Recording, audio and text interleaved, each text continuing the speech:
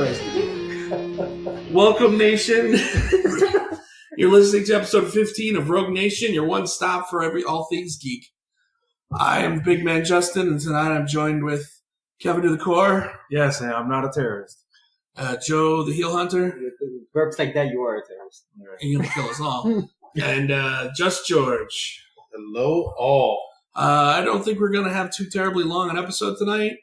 We might. We That's what we might. say It every depends night. on where the conversation goes. We don't really have much in the toy section tonight.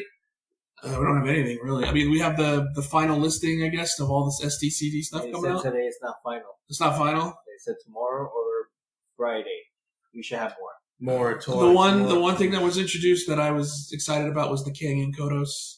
It's the GameStop exclusive that I want, but that was the only other thing I saw. And Glow in the Dark too. That's the only thing I saw over the past weekend that I was excited for. I don't really Not see the X-Men? Oh yeah, I did post those. The but that's not part of STC's. That's But who the cares? X-Men 80th anniversary? yeah. I Yeah. posted a picture. I put it on Nice. Facebook or on Instagram. Nice. But it's the original costumes. But The it's only actual- 4. The actual first class? Yeah. Yeah, like a dumb movie. Comic accurate. That's what I just Yeah, it's differentiate. comic comic accurate. It's not comic movie. accurate. Well, And lore accurate.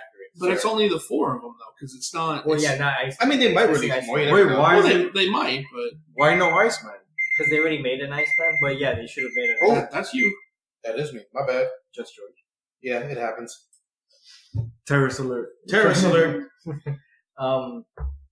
Yeah, I mean, didn't Iceman was just clear in the old? No, He didn't have an he outfit. didn't. He didn't full ice up, did he? I thought he had those trunks. No, he was snow. He was just like a He pop. was snow. Yeah. Yeah, I thought he had trunks at least or something. I don't know where I saw. No, it. they might have given him the outline of trunks, so that way it didn't, have like weirdness. How did they explain that? When he would ice, his underwear would ice up as well. Well, back then, that's what they got away with. Yeah, I that's think how all you you do see that. is the X. I mean, true. Like, what are you gonna do? Give him like an icicle dick? No, you just put a big sensor sign on it for every panel. Already, that's a contender for episode title. Icicle dick. I think I like that it. won. I think that won. Other than that, that's it. I mean, they're gonna drop more STC tomorrow, Friday. Yay, more things to spend money Isn't on. that like the second week of July? Third week of July. I think so. It's in July. My sister's going. I'm not To what, the San Diego? going. Yeah. How did she Holy get fucking tickets to shit. that? And she's a volunteer. What the that's hell? How? She got it. Lord only knows. She got it. So any exclusives that me and Justin need? I think I got you, Justin. That'd be good. Huh. Yeah, here we go. It's Angel, Marvel Girl, Cyclops, and Beast. So like we said. Marvel Girl, which is AKA Jean Grey. Jean Grey. But you got to get used to that name because I believe in the new, I guess we can move into comics now. In the new House of X and the Hickman reboot, Mhm. they're bringing her back as Right. Marvel Girl. Right. Because this picture that was shown was all the The character. characters, but they're from different eras. They're not from all the same era. Yeah, wasn't Mr. Sinister in there? Yeah, Mr. Six. Yeah, because Yeah. it's a picture. Okay, the picture we're talking about is a picture that Hickman had posted On his Twitter. on his Twitter. For the House of X specifically. Or was it for both? Oh, I think he was teasing both. TT, House of X and And Powers Powers of of 10. Right. Which he confirms the wording is Powers of 10. correct like that in that video the Marvel shared. So I can't wait. And we'll make sure to post this on Here we the go. Instagram so that way Yeah. everyone knows what we're talking about. but these are different characters from different eras. So you have a picture of Yeah, like Jean Grey as Marvel Girl. I think you see like brown But- suit Wolverine. no, he's not in here. You've got Nightcrawler, you've got Storm in the picture, you've got Professor X, but he's in Phantom X's body. Right. With that cerebral Yeah. Portable helmet. cerebral, Yeah. And then you've got Apocalypse, Sebastian Shaw, White Queen, Mystique, Mr. Sinister, Magneto in the white costume, and Exodus. To me, Exodus is the weirdest one in the picture because Because that's Exodus hasn't been a character for a long time. Super long. Yeah. But he was interesting. I was telling them before we started talking on the show, Exodus was an interesting character after he was introduced because he was introduced I believe he was introduced just before the Fatal Attraction storyline. Right. and he was an acolyte of Magneto. And then they got rid of him, and then they did the Age of Apocalypse, and he was a big part of Age of Apocalypse, where he was a hero. He was part of the X-Men. Right. And Magneto was like, Magneto was X-Men, but still, the X-Men in Age of Apocalypse, they were all Magneto's X-Men. Right. Right. So it's just funny to me that it's interesting to me that they're bringing that character back. It's just an interesting character to bring back. Well, they just brought back Magneto's clone in the Joseph in the but the thing is that's all. It doesn't matter anymore. Right. That's what I'm saying. That doesn't. But they brought him back out of the closet or the Phantom Zone. Well, Magneto's had so many different aliases anyway. Yeah. Because Magneto was Zorn, which figure that one out. I mean, Zorn was a very interesting character, and then they fucked him up by making him just Magneto. But he was also Eric. And then they bring him later on, and it's like, oh no, he really was someone else. Yeah, it's like, what the fuck? Yeah. But he was Eric the Red at one time. Yeah. And he was Joseph, but Joseph was the Magneto that got well after the original storyline for Joseph was Magneto after Wolverine had stuck his claw in his head, right. So he forgot who he was. He had amnesia. Right. And then he went along as Joseph, which I actually enjoyed. I thought it was neat that Magneto joined the X-Men and was part of the team. Right. But then they brought him back and they made him a villain again. But it was all fake. Right. He was all part of Magneto's plan. Yeah. So I was like, oh. And then they did the Zorn storyline in Grant Morrison's run, and then it was, he was Zorn too. It was like, for a guy who seems to be against the X-Men, he seems to like to join them a lot. Yep, he does. So I can't wait. I'm excited for the Hickman telling the ending of July. Yeah, bring it. I'll read every single one.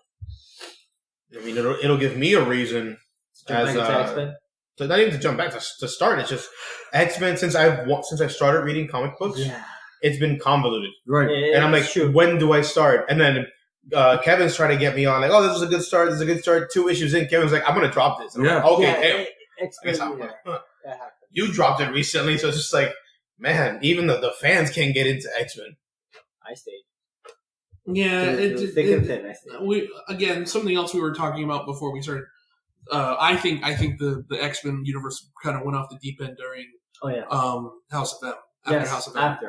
When they did the No More Mutants and the 193 mutants left, and then after that it just became like, let's see which writer can top which writer. Right. What can we do now? So and then I was telling them that I have so many comics of X-Men that I kept trying to jump onto and then had to jump off of, that I can't even point to any of them and go, well, at least it's worth money, because there's been nothing of significance from X-Men for the last 10 years. Yeah. I think the last interesting thing that came out of the X-Men was Hope, and that was a convoluted bullshit in itself.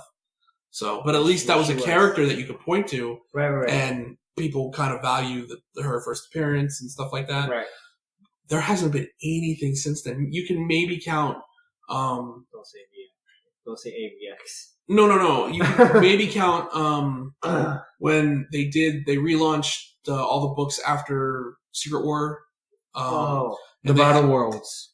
Right. Yeah, so they redid like X for Extinction Agenda. Right. They redid House of M. No, but I was talking about they redid Wolverine because they made X-23 Wolverine. Yeah. So the second issue of that book has is the first appearance of her clone. The the younger one. I can't think of her name. It's not Claire. Yeah, but she's got a code name. I can't think of it. But that book goes for somebody. Yeah, but I get what you mean. Yeah, the X-23 treats her like a little sister. Yes. Wow, a lot of clones of Wolverine going around. Well, what do you call a clone of a clone? A clone. Clone times 3. A clone to the second power. Yes. But yeah, X-Men's been really bad for 10 years. Yeah, I would say 10 years. 10 years? Yeah. That's rough. So imagine that Hickman came in and is like, I'm going to fix this. Like, that's crazy. I mean, he has to. And on top of that, somebody has to. Right, he has to. Eventually, somebody's got to give. But who? I don't know. I can't think of anyone better. They thought it was a great idea by bringing in the old team. Let's bring them into present time. That didn't work. That was horrible. Kevin tried explaining that to me, and I thought it was so stupid. I was like, that sounds cool for like a mini series. Then I don't know why they made Iceman gay, and then he's like arguing with himself. I'm not gay. Yeah, you are. Like what? Wrong timeline. But see, that's a storyline, not that particular one, but the all-new X-Men that Bendis did in the beginning, that was a book that was good. Yeah. Yes. Then the first 20 issues of that book were really good. It was one of those that, like, cool concepts, and then after the concept kind of hit a stride, it's like, okay, now what? And then they just stuck around. Yeah. It was like, send them home. Do you see it? It was like, nah, we like Gene. We like this Gene more than we like the Gene that we have, so we're going to use this one. And well, remember, because Gene was dead for a long time. And then, but see, it just proves once again that they have no idea what to do with Angel, because they had to take his wings off again and give him new wings, and it was just, oh god. You could point to it's a cop out, but kind of when Xavier went away, this whole thing went away. Ever since Xavier's been gone, and he's been gone, I think 10 years. He's been dead. So yeah. Honey Badger, that's the one I was trying to think of. Honey Badger. Yeah. She was X-23's sister. Right. The all new Wolverine #2 is the first time. Oh, Honey Badger, because it's like a rabbit animal too. Right. That's so clever. That's not It was so. Wow. I went monotone to be sarcastic. Yeah. So like me when I go, we'll go see a DC movie. Yeah. Jesus Christ. Hey, on the bright side, the X-Men franchise is pretty much dead now, so I'm sure you're happy about that. Mm-hmm. Movie franchise. No, comic and movie. They're both. Yeah, they're both true. They're both being wiped clean. True, they are. July is a whole new universe for X-Men, a whole new world. Disney's like, I got you. Come on, come home. Come home. I'll fix this. In other comics news, they started a countdown last week. Yeah. Which we did talk about. We did talk about the countdown, but we were wondering to figure out what it was, and it was so anticlimactic that I don't even know where to begin with this. J.J. Abrams is going to write a Spider-Man story with his son, drawn by Sarah. Who is? I mean, and drawn with Sarah Pichelli. I don't understand why, especially since all the rumors point to Abrams taking over the DCEU at Warner Brothers. Okay, is that true? Because if it's true, I will do better. The rumors are getting heavier and heavier that that's true. Because he's trying to find a place to park his Bad Robot. Bad Hat Harry is the other guy. Now, is he going to be in charge like Jim Lee was in charge? And I'm doing air quotes. Dude, you're asking the wrong hombre. Right. Man. I have no clue. It's still rumored. But he's trying to find it. He's got to park his production company somewhere. Yeah, that's fine. And Warner Brothers is heavily interested. And the rumor is that he's going to take over and revamp the DCE. Hell, and they just got a new president. That was one of the stipulations of why they think he's going to park at Warner Brothers is because Kevin Tsuchihara had issues with the Me Too movement, where he was accused of a lot of shit. Yes. Well, J.J. Abrams' production partner is his wife, right? And his wife is heavy in the Me Too movement. She's part of a lot of different. So she said she would never work with Kevin Tsuchihara unless he was out. Unless he was out. I heard that. So now Warner Brothers said to hit the bricks to Kevin, and now it's looking more and more like J.J. Abrams is going to park it at Warner Brothers. You think it's a misstep for Disney? That Disney should have. Fuck yeah, Disney should have done something. Right? It's a huge misstep. It's such a missed opportunity. But here's the thing. I mean, do you really think... does Disney need anything... Disney's already soaking up most of Hollywood. Okay. You're right. I think Disney's good. Right. I think Disney's good too. I don't have... Everything that's happened up until now, I have no problems with. Yeah. True. Okay? But I think there comes a point where Disney needs to stop trying to control Hollywood. Right. Because then eventually every movie is going to be the same. Yeah. You need to have those different studios to have different movies. You got to have bad movies to make good movies. Yeah. But you also need those. You need the occasional. But you also need the occasional good bad movie. A movie that really tanks, but people seem to love. We haven't had a good cult classic in a long time. If Warner Brothers hires him and push him away and don't let him have any say. No, I think J.J. Abrams smart enough to be able to put that in his contract. Though. That stupid board, but no. Because at this point, he doesn't need them. He really doesn't need them. They needed him. Correct. Because he could pretty much go anywhere. I'm sure if he knocked on Disney, like you guys are saying, he knocked on Disney's door and said, come on home, it's fine. Yeah. Is that right? No, but I'm happy that he goes to Warner. I hope he fixes DC. It'd be interesting to see what because he wrote a Superman script, right. And it never got produced. Yeah, and it never got produced. So the flyby that I believe Matthew Vaughn was supposed to direct, and not Vaughn would have been an interesting choice. That would have been cool. Yeah. Vaughn of Kingsman fame and Layer Cake and X-Men First Class. And First Class, you're right. Yeah, let JJ go. So JJ's gonna see how we don't even care about the Spider-Man comic. Right. We just jumped off it as soon as we could get off of it. But okay, so then now to keep it comic book based, I don't understand because as we've talked about almost every week, there's a new Spider-Man comic like every 2 weeks. Yeah. There's that new symbiote one. Symbiote Spider-Man? Symbiote Spider-Man. There's Friendly Neighborhood, Amazing Spider-Man, Peter Parker Spider-Man. Yeah. There's now Reptilian Rage, which is also another like weird mini that's during another time of Peter Parker's past. And you've got Miles Morales Spider-Man.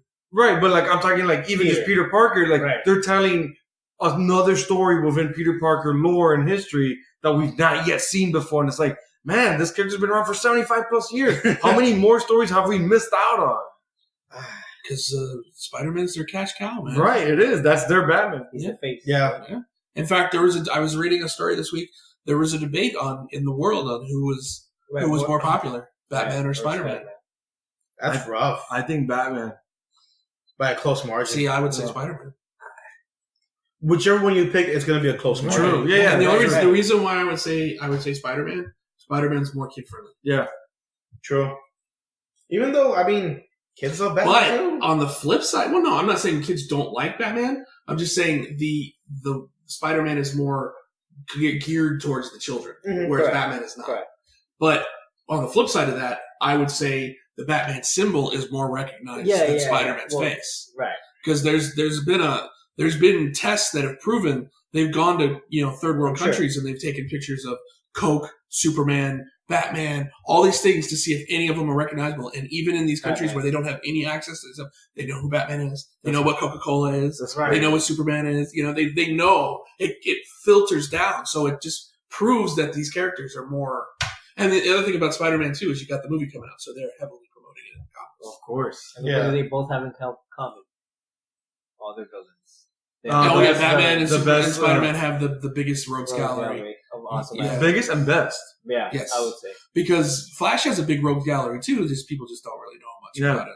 There's a lot of just kind of boring. Yeah, a lot are bad. Like C-level villains. They are. They really are. No, Captain Cold, but they've reinvigorated Captain Cold to be cool. Captain Boomerang. Heat Wave, Top, Mirror Man? Mirror Master. Toyman. No, Toyman's a Superman villain. Yeah, true. Sorry. But then that's the weird thing with this Abrams Spider-Man is this whole story is going to be them creating their own villain. So they're adding a new villain to Spider-Man. Well, that's how you make a mark now. Is you don't really tell a story about the hero. You tell a story and create a villain that'll last the test of time. Right. Yeah. Right. But we'll see about that. Well, that's the thing because how many people have come in and tried to create a villain for Batman that have just been one-offs. Right. Hey, I like Kite Man. Okay. No, I don't. Kite Man was funny, but he became a meme online. But here's the thing: Kite Man was a villain long before he got a hold of him. Yeah. He's been a Batman villain for a long time. In fact, the whole point of using him was to make fun of him. Right. He wasn't even a villain in Tom King's run. He was a foil. Yeah.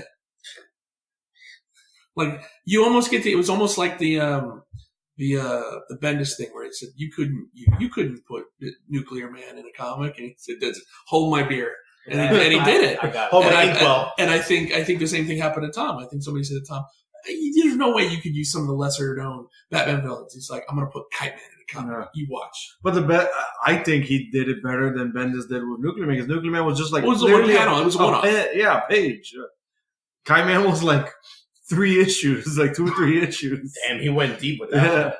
You never thought there was so much to know about fucking Kite Man. But it's funny. Kite was just throwaway villain. But it's funny how he became a recurring meme online and in the comic. Yeah, well, makes sense. It's Kite Man. His name is a meme. Yeah. The 60s for Batman was a very interesting time. If you read the comics, that was the time. Condiment King. Condiment King. You had the hybrid Batman Superman character. I can't think of the name of it right now. Or it's half Batman, half Superman. What? I did not know about what this. What the fuck? I'm telling you, it's true. As smart as Batman, but as strong as Superman. Damn. Cocaine's a hell of a drug. Wait, there was a villain that actually used cocaine as a superpower back in the 80s. A New York City gangster. No, he was a Colombian drug lord. Close enough. And he hung out in the jungles. Composite Superman. That's what it was. Composite Superman. Ew, not even a not good name. At least it's literally half and half. What did you? Yeah. Ew. Oh, so it's like down the middle. Yes, down the middle. Wow. We have to post this on the Instagram. That's so awful. Please save that image. We'll find a better one. Oh, please do it. Yeah. Get him in an action pose. Ugh. Yeah, It's cringeworthy because it's just down the middle. Like it's so. That's not how we do things nowadays. Well, we're gonna skip the comic picks this week. Yeah, we were kind of lazy. We didn't read a whole lot. I was in Minnesota. Shout out to my wife's cousins. I met them. They were really great people. All right. I asked them to listen to the show. They said they would, so I'm giving them a shout out. Nice. There you go. Now you can ask them about that to see if they actually listen. Yeah, right. Catch my shout out. At what minute mark did I give you the shout out? Right. But we didn't really read anything. I mean, of course, Kevin read because he's on the ball.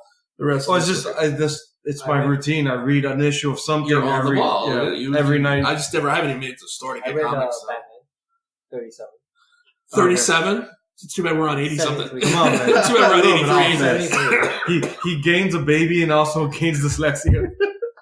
I went back in time. I read 37.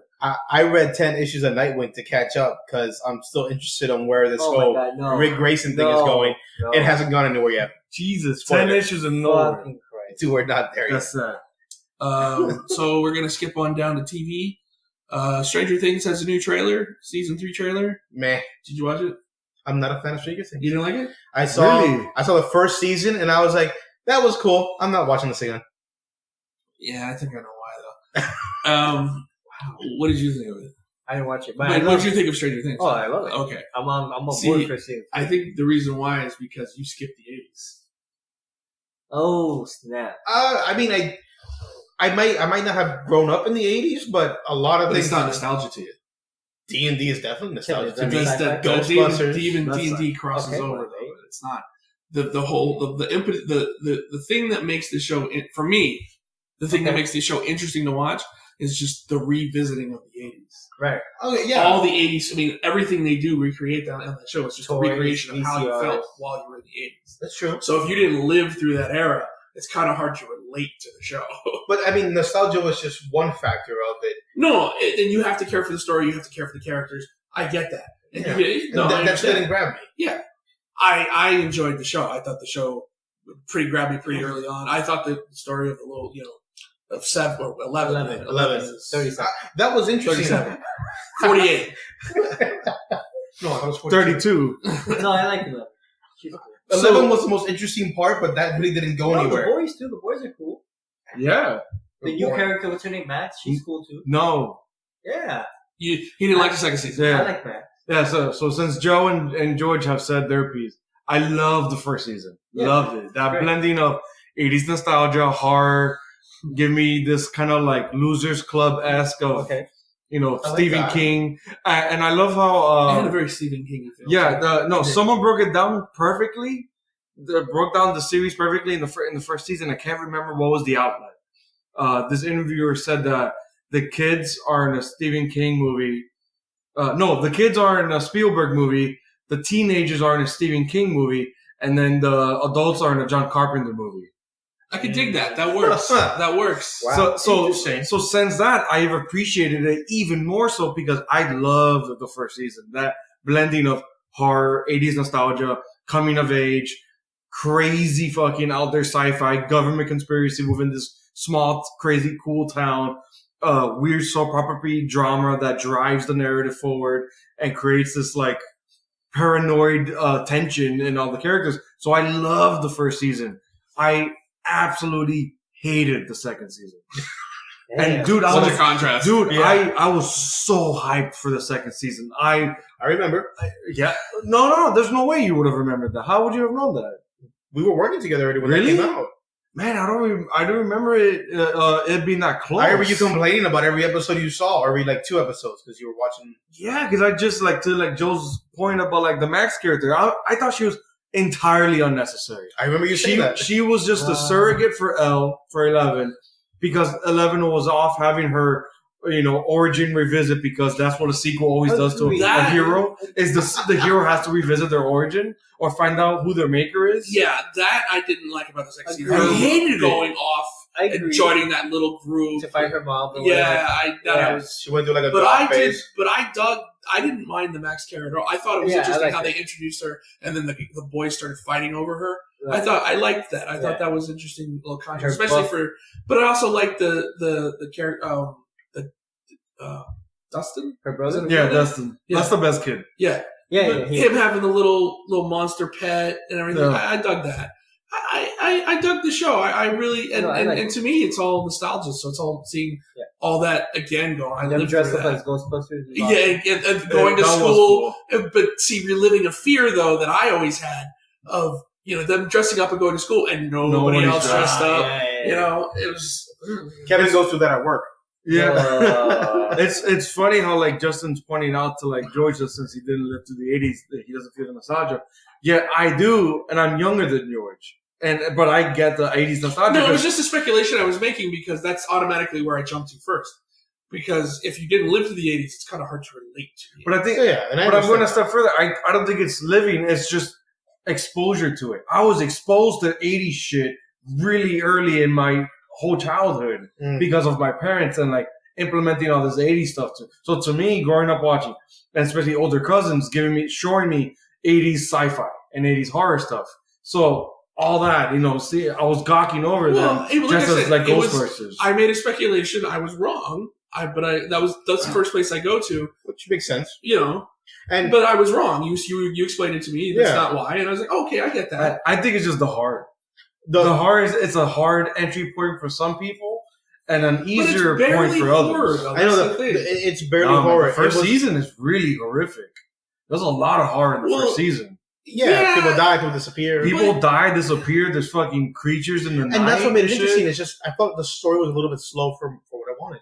Like I went in there and I was expecting something a little more sci-fi. So then you would have liked the second one more. I liked it because it was more sci-fi, more action heavy, and fun instead of the horror stuff and mystery. I wanted another mystery. One of the things I liked about the first season too was it also played with a lot of the tropes of horror films. Yeah. Like in the first season, there's a portal to the other side in a tree. Yeah. And what do? They crawl into it. Yeah, right. It's like, who in their right mind would do that? I mean, seriously. Kids in the 80s. Yeah, but exactly, But see, it's playing with the tropes and it's using them. It's using them to their advantage, which I really dug. I thought that was a really great touch to the show. So now to the point of the trailer for season 3. Okay, so get into that. It's good because we literally don't know each other's heat meters on Stranger Things, so we kind of need to give some kind of pretext to it. So for me personally, we seen the trailer. I literally did stay away from it. I saw it before we recorded with Justin, and I have to admit it was really fucking cool. Mm-hmm. It gets me interested. I'm not hyped or excited, but I'm like, okay, I need to see, because before I was like, what, I'm gonna sit down and watch that first episode to see if we can go to the second. But not only that, it's not only the heat meter or like the hype for it. It's people will be talking about this, yes, because it's Stranger Things, so it's literally been the next big thing for some time since the first season. I might just watch it just to hate on it, and take Joe's seat on this one. But you didn't even? Did you skip or did you at least finish the second season? Yeah, I could binge it. It's not that hard. Yeah, I watch plenty of things I don't like. I mean, I go to work. Yeah, you do watch seasons of stuff that's 22 episodes. Okay, animes are 30 minutes long. Hey, I didn't bring up animes. You did. Get out of here. Wait, no, I saw. You're the one who watches things that are 22 episodes and an hour long. Flash, Arrow. Yeah, but I like Supergirl. Arrow's. I'd stop watching Supergirl. Oh, okay. Let's stop arguing. Okay, so I dug the season 3 trailer. I like the direction it's going in. I think the introduction of it looks like I said that I have to rewatch season 2 because it looks like characters that were introduced in season 2 are going to have a bigger part in season 3. Yeah, because you got the conspiracy theorist that was was part of season 2, but kind of a throwaway. Now he looks like he's going to have a bigger part in season 3. The brother, Max's brother, looks like he's going to have a bigger part. But they also but it's also a chance to laugh at some of the characters because you've got the main boyfriend type character, not the one that eventually ends up with the sister. Yeah, not Steve. The other one. The one with the bat. Yeah. He goes to work and he's dressed as like a... It's Will's brother. Will's brother. That's all I remember. He's dressed as a... Baskin Robbins, right? Yeah, it looks like something like... So you get a chance to laugh at some of these characters and what happens to them, so... Steve. Excuse me. Yeah, Steve is the... Yeah, the one that ends up as Nancy's boyfriend. Right. In the second season. Gosh, spoiler! You said I was gonna watch it. I can't believe you guys. Steve's the one she left, the original boyfriend from the first season. With that, he's a bigger part in season 2. Yeah, he's a bigger. Yeah, somehow he became friends. He became best friends with Dustin. Right. See, that was such an to me. That's an odd pairing that worked. To me, it worked, but it was just it just seemed weird when at first he had nowhere to turn, so he became friends with Dustin. Yeah. Chick he makes the nerdiest of the kids, but the smartest, cool. Jonathan Byers is the one that she ends up with. Right. Steve Harrington is the one that I'm talking about. Steve, right? Yeah. Ends up with Nancy. Yeah, Jonathan's Michael's brother. Yeah. Right. Well, Will's brother. Will's older brother. Mike is the one that lives with Levin. His sister is what's her name? His older sister. Yeah. Nancy. She's hot. She's not even in the trailer. I didn't see her in the trailer. Yeah, she cocks the shotgun. Okay. There's a cocking of a shotgun. So yeah, we'll talk more about the season when 3. It starts up. We'll and as soon as next week is July 4th. Yeah. Is it that quickly? Yeah, the day of July 4th. What's July the one 4th. that comes out at the end of July that we're waiting on? Something's coming out at the end of July. Lion King. I don't know. No, what would it be? I don't know. TV or movie? I think it's Netflix. I mean, that'll be a good question. Krypton already started. Well, maybe for our listeners, if you guys got anything you want us to watch, let us know. Yeah, especially comic book stuff related. It just sucks a lot. Just geeky so stuff. much is getting canceled though. Yeah. Well, there's still rumors about Swamp Thing maybe hopping to a movie, but not having the same cast or production. Then it really wouldn't be the same now, would it? Yeah, exactly. No, the Swamp Thing thing has gone through every rumor possible, and I'm just like, I'll just wait for an announcement. It's an interesting how a show just takes on a life of its own like that. Yeah, because it's such good production, right? Good acting, good story. Like it's DC, well done. When does that happen, Joe? Tell me, Joe. When does that happen? Never. Exactly. So maybe you should watch the first episode of Swamp Thing. Unless it's cartoons. I did, remember? And my wife said, it's Stranger Things. Turn it off. She just saw Vines. And Swamp and some kid running away because he got stabbed. I'll watch it by myself. It's okay. Well, speaking of canceled superhero shows, I saw the third and final season of Jessica Jones, where I started it. Okay, I only saw the first. I only saw the first 2. I didn't like it that much to finish it off. Because that's another one that I didn't like the second season that much. Yes, and it does the thing again that I did say, the hero revisiting the origin. Yeah. And it's like, dude, I'm tired of tropes. I'm really tired of tropes. I wanted something new. This is Justin's fears, because Justin, you have to say it on the podcast. What was your problem with Jessica Jones? Oh, I hate Hellcat. Hellcat. Okay. What's her name? I can't think of her name. Trish. I hate that character. I hate that adopted character. sister. I hate that character with the fire of 1,000 suns. Yeah. So already don't continue watching the show, especially not this third season. The precipice of this season, the premiere, is Jessica Jones only gets wrapped up into a mystery because she's missing. So she's looking for Trish. But that could be. It depends on how much they go back to Trish, though. Exactly. If she's gone half the season, Justin's down. No. Again, I saw the first 2 seasons. First 2 episodes. 2 episodes. Yeah, I'm sorry. First 2 episodes. Well, technically, I did see the first 2 seasons. The first 2 episodes of season 3 of Jessica Jones, it's her disappearance, and then, of course, they collide and meet in the end. I will admit the premise of this season intrigued me because she's hunting a serial killer. Who knows her? Let me get to what I'm trying to get to. Sorry. So the mystery is that it's Hellcat after this serial killer or after this supposed murder. Because Jessica Jones intervenes while looking for Hellcat, intervenes with Hellcat's vengeance or crime fighting in the streets against this guy, this murderer. he then sets his eyes on Jessica Jones. Mm-hmm. Sees episode 2, I really did not like because it's only Trish. You gave Justin just the second episode. There's no Jessica Jones. It's just Trish. So it catches So it just catches us up with what has she been up to leading up to her disappearance in the first episode, and then ends with them meeting together, which is the ending of the first episode. To me, that character is just so dumb. Yeah. I mean, in the first season, she gets attacked by the nuke character, almost killed, and then an episode later, she's fucking him. Yeah. And I'm like, when that happened, I was like, what? What? That, I don't ever do that, but that, I actually had to step out of myself and yell at the screen.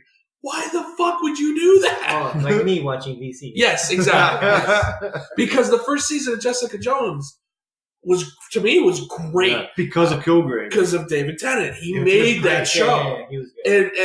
And I was like, and once he died, which was really cool. Yeah. I was like, this show, I even said it when I was watching the show. I was like, this show's over for me because he's really the reason to watch it, you know? Which makes you want to watch that Good Omen show on Amazon. I watched it. Good? Yeah. It's good. If you dig British type shows, it's really good. Yeah, you should have told Justin, please watch episode 2 and not say anything about it. That would have been fucked up. Somebody would have gotten a fucking punch in the face when that came back. Kevin, thanks a lot. No, but that would have been after the aneurysm he would have had. Oh yeah, right? Like just be on the floor drooling. Because from the beginning, you're gonna see episode 2 directed by Kristen Ritter. You're like, holy shit, cool. Jessica Jones is directing herself in this episode. Let's see. First shot is just Trish, and it's Trish the whole episode. The first shot is Trish, and you just hear the gun click. Just me watching it with it to my head, about 3 minutes in. So given it wasn't horrible, because like they've made the character a little more interesting because she's finally gotten powers. Her powers is agility. Agility and able to fast.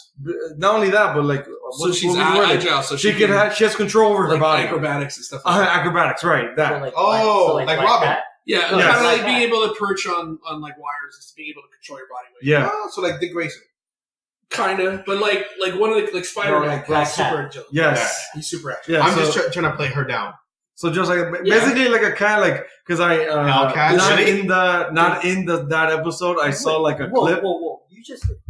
You just compared Hellcat to Stop hitting the damn table. Sorry. Well, no. I compared her agility to Nightwing. Nightwing has natural agility, which makes him more cool because she had to get powers. Oh, yeah, that's true. Not Rick.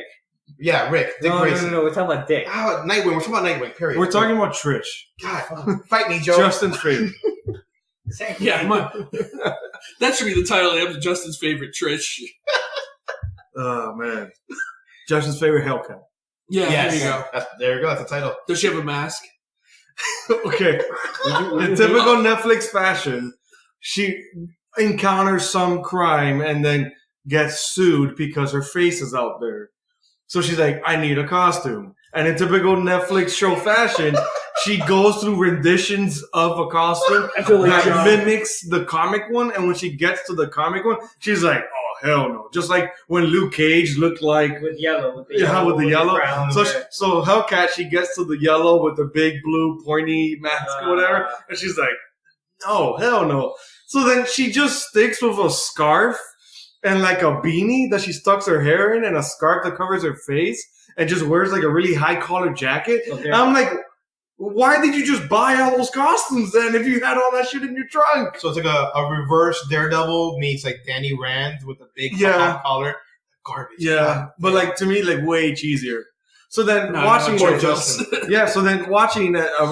before we move on, because I don't want to talk about this any longer. Yeah, before we move on, I don't remember. I don't know if they've changed writers of the show or during these like transitions of the seasons, or maybe because of like the cancellations or whatnot, because of it being the third and final season. But I don't remember the dialogue being so fucking corny. Since the premiere, I'm like.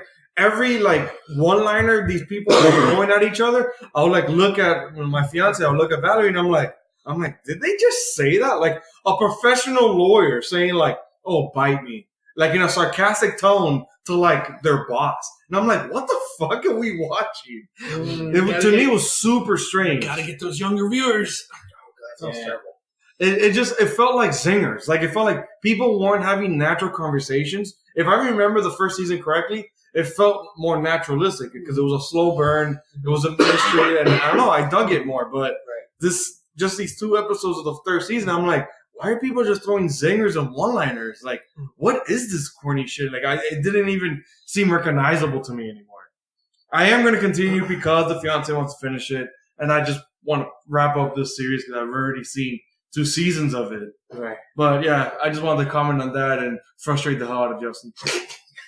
Well, it's always nice to frustrate somebody, I guess, on the show. Get a rise out of somebody. Hey, we got an episode title out of it. There we go. Then it was worth it. Contended. Okay, we still got more time. Moving on to movies, there is a rumor that Andy Serkis is being courted to be in the Robert Pattinson Batman movie. Yes, I saw this and my first thought was Penguin. So I thought it'd be interesting to kind of speculate on who he could play. Considering we were supposed to be 6 villains in this episode, so who could he possibly be? Do you think he'd work as Two-Face now? Penguin I like. I think he worked perfectly because he could just use his natural English accent. True. Yeah, I thought Penguin was the best choice there. I just find it weird because Andy Serkis already played someone that was an eccentric arms dealer in Ulysses Claw. Yeah. And it's like now he's going to go to DC and play an eccentric arms dealer. Yeah. So it's like, I don't want him typecast into that. With an umbrella. No, I don't think you can typecast a actor like Andy Serkis, though. Because every movie he's in, he's fundamentally different. Yeah. He might be playing the same character, but I mean, you got to admit, Claw he made Claw his own. Yeah. I mean, he was the most interesting thing to me about the Black Panther movie, and then when they killed him off, I was just like, well, I don't care anymore. Same. I'd rather this guy be the villain. And then when you see him in a movie like here I'm pulling an older one, like Inkheart, he's completely different in that movie. Plus he's the go-to guy for all of mocap. Right. So whenever somebody new is doing mocap, they go to him to kind of teach them how to do it. So. Who could be a mocap? Who could be mocap? They could do like a Mr. Freeze. He could be Victor Freeze.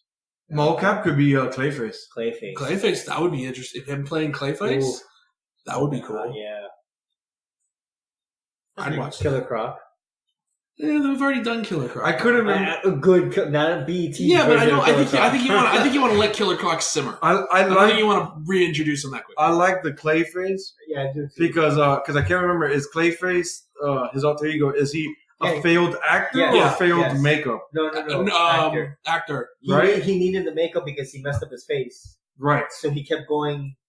Was it Falcone? Not Falcone. He was going to Beckett. Yeah, something like that. To keep getting the. Yeah, it's in there. But the character from DC, because I love Batman. The character from the cartoon, right, is fundamentally different than the character in the comics. Right, yeah, they changed the character in the comics to more match the cartoon, but the cartoon was the first instance of the big hulking blob type character that could morph into other things. Yeah. Because I remember reading about Clayface in the comics before the animated series, and he had like a bodysuit that he had to wear to keep him together and shit. So would you want Andy Serkis more doing that or doing the big? I would want him to play Clayface just because we haven't seen that character before. Exactly. Right, but in which form? Both. No, in the big hulky, like in a mocap, but also being the actor. Right. He can shift sides. Right. And he can shift himself into looking like Andy Serkis. I think it'd be interesting to have Andy Serkis playing a failed actor turned monster. Yeah. That's cool, man. Like I already know the way he'll go, probably approach it would be like a Dr. Dr. Hyde, bro, what is the name of that character? Hugo Jekyll and Hyde, yeah. I was just thinking about that too. When he was saying Doctor, he could be an interesting Hugo Strange too. Just that crazy type, because Hugo Strange at one point puts on the bat suit, and goes out as Batman, right. So that would be an interesting spin on the character. That'd be crazy. That'd be cool. When does he do that? When he locks up Batman at one point because he's trying to treat him against his will, and at one point he decides to go out as Batman to try and understand the character. Yeah, why he does it. Right. Man, Hugo Strange is weird. I know. Yeah, they weren't very clever. But isn't it? I think Clayface would work better. a discussion George and I have had. Like, isn't Hugo Strange mostly portrayed as Asian? Yes. I forgot what it was recently that he was portrayed. Well, he was on Gotham. And Gotham was B.D. Wong. B.D. Wong. He's fantastic. Well, yeah. But, no, I think it depends on how you look at it, I guess. I never thought of it. That's why I never thought of it either until George brought it up. In the game, he didn't look Asian. No. Older. But it's hard because he always has those glasses. Right, that's what I mean. Yeah, those big glasses. Whatever. Andy Serkis can do whatever he wants. True. It's true. It's gonna be great. Someone as good as that, he could literally come in and be Batman himself. Or whatever, fine. Right. Look at this today. Alfred. No, I don't want. No, I'm joking. I don't want Serkis as Alfred. We got Scar as Alfred. You got Scar as Alfred. It's true. I can't believable. Jeremy Irons was a cool Alfred. No, he was. I enjoyed him at all. The new Pennywise show is going to be great too, Joe. No, it's not. Shut up. Get out of here with that crap. Pennywise TV show. He's Pennyworth. Wait, sorry. Pennywise. Whole other franchise. Yeah. Sorry. My bad. People were actually tuning into the Pennywise TV show. Okay. If you go on Twitter, when people are talking about the Pennyworth, apparently there are people talking about it, they're hashtagging sexy Alfred. Because he's basically 007. Yeah. Getting orders from Thomas Wayne. Like, what in the actual fuck? Makes no sense. But hey, now you're in Gotham. So, moving forward. True. Exactly. Thank you. Let's jump off this topic. So, beyond this, don't really have much more in the way of movie news. There was a picture released today of Harley Quinn in the Birds of Prey movie, which looks not so great. Yeah. She's kind of gone away from her Harley Quinn-esque costume and is adopted more of overalls. Yeah. It looks weird. I mean, it could just be for a couple of scenes or something like that. It could. First act. That's true, because even in Suicide Squad, she changed a couple of times. Yeah, yeah, because, having her slow-mo change is always a good idea. I will say somebody posted a picture earlier this week, and they said, "Oh, it's from the Birds of Prey movie," and it was Harley. It was her, but she had like the original Harley costume on, and everybody attacked it fake, and totally fake. And it was okay. It was but fake. it was Yeah, it was fake. I was telling Jeff yesterday, our good brother Jeff. Shout out to Toy Hunter. So, no Warner Brothers at Comic-Con. Yeah, right, at all. This movie's been filming for a while. No, Warner Brothers is not having a Hall H panel. They can still do individual movies. So there's no DC at all, though? No DC movies. Right. So DC Comics, yes. Right. This movie's been shooting for how long now? Birds of Prey. Yeah. A while, right? Yeah. So what if Marvel comes out with like a minute and a half thing of Black Widow? And that's been only shooting for 2 weeks? And they show us no Wonder Woman, no Birds of Prey. Yeah. It's a huge opportunity. But how bad would Warner Bros. And DC look if Marvel pulls out like a minute, 45-second thing of Black Widow? You're just beating a dead horse at this point, because not only are they still trying to play catch up, but now they can't even showcase the only 3 movies that they even have in any level of production. Here, but what if, like we talked about with the Abrams thing, what if their whole decision not to do a Hall H is because the Abrams are locking down the deal, and then next year it's the announcing of the whole new thing that they're going to do with Abrams in charge. Oh, we've seen the slate before. It's never come. Well, I'm not saying that. I'm just saying I'm offering an alternate theory. If that's fact, then I'm good with it. So since you brought that up, Justin, I did want to talk about that a little bit more, about the whole Abrams and Bad Robot being bought for distribution by Warner Brothers. I can't remember if that's a rumor or if that's already locked down, because I've already seen the price tag. That's $500 million the deal to have Warner Brothers distribute Bad Robot Productions. The only reason why I say it's still a rumor is because we haven't gotten an official announcement. Okay. And until somebody says, yes, this is what's going on. So how are we getting a price tag? Well, that's how much the company's worth. It could just be that it's happening, but this, the contracts aren't worked out. Right. Can't announce a deal until the contracts are all done. It's a little strange now thinking about that, of Christopher McQuarrie doing 2 Mission Impossible movies under the Bad Robot banner being distributed by Warner Brothers. That's gonna be cool. I don't know. That's an interesting logo now to see before we go. I think those movies are still owned by their production by Paramount, though. Oh. So it's still a joint thing of Paramount and Paramount is still the distributor. Meaning Paramount still has to distribute them. Yeah. But I'm saying anything from Bad Robot moving forward would be distributed through Warner Brothers. But I think if they were still to do if the next Mission Impossible, which we already know is going to happen, may or may not be a Bad Robot production. No, it wouldn't. No, I don't know. Now you're posing another, but also interesting question.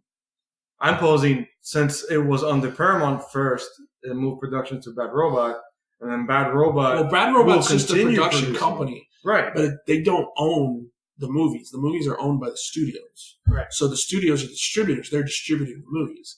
Bad Robot moving to Warner Brothers just means that anything Bad Robot distributes or produces is going to be through Warner Brothers.